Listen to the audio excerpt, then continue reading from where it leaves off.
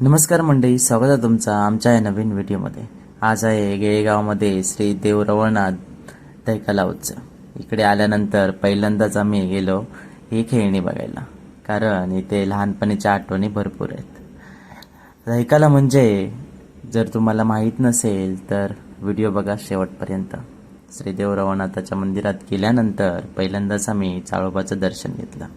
चाळोबाचं दर्शन घेतल्यानंतर आम्ही निघालो मंदिराच्या आतमध्ये। मंदिर खूप सुंदर आहे। मंदिरात आत प्रवेश केला आणि आम्ही आतमध्ये गेल्यानंतर पहिला आम्ही दर्शन घेतलं। तिकडे भक्तही आलेच होते। गाराणे चालू असल्यामुळे आम्ही वेळ न लावता तिकडनं आलो सातेरीच्या मंदिराजवळ। सातेरीचे मंदिर खूप सुंदर आहे। मंदिरात आतमध्ये गेलो आणि आईचं दर्शन घेतलं। दर्शन घेऊन झालं तसं लगेच आम्ही बाहेर पडलो। हा आहे नाटकासाठी बांधलेला स्टेज, खूप सुंदर, खूप चांगला। तिकडनं आम्ही आलो देवघरात। देवघरातनं श्री देव रवळनाथाचं रुपडं घेऊन जायचं होतं मंदिराजवळ। रुपडं विराजमान झालं पालखीमध्ये आणि इकडनं पालखी वाजत गाजत घेऊन जायची होती देवळाकडे।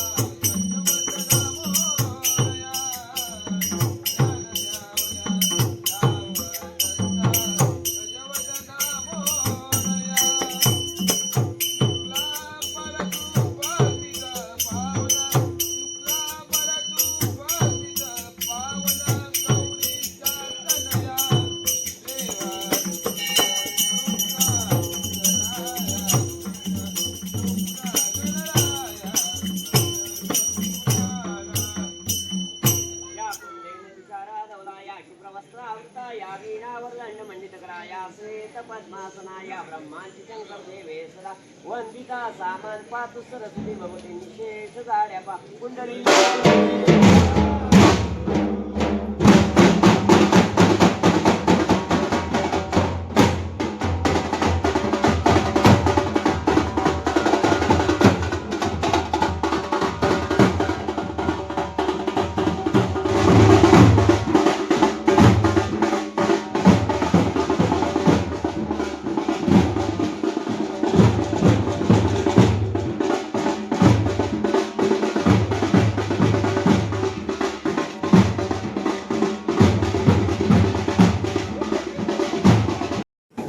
वाजत गाजत पालखी देवघराकडनं घेऊन आल्यानंतर देवळाची एक प्रदक्षिणा पूर्ण केली.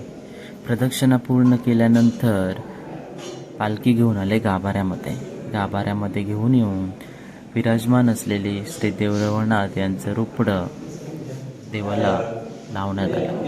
एकदम नीट आणि काळजी.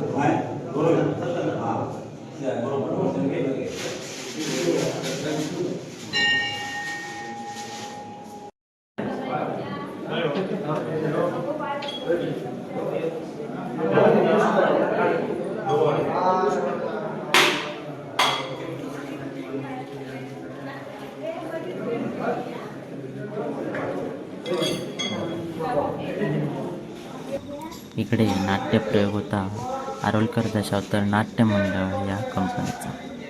गणपती इकडे विराजमान झालेला होता. सगळे कलाकार आपले वेशभूषा आणि कलर काम करण्यासाठी इकडे स्थानापन्न झाले होते. स्टेजवर संकासूर मात्र आपली हवा करत होता आणि सगळे पोट धरून हसत होते. खूप सुंदर मनोरंजन असं हे नाटक.